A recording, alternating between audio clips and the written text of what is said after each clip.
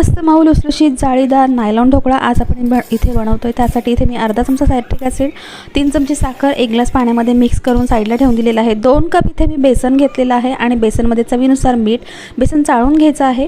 त्याबरोबर 2 चमचे तेल घातलेलं आहे आणि आपण जे मिश्रण बनवून घेतलं होतं सायट्रिक ॲसिडचं ते मिक्स करून छान असं इथे ढोकळ्याचं बॅटर बनवून घेतलेलं आहे। तुम्ही पाहू शकता अगदी स्मूथ बॅटर बनवलेलं आहे।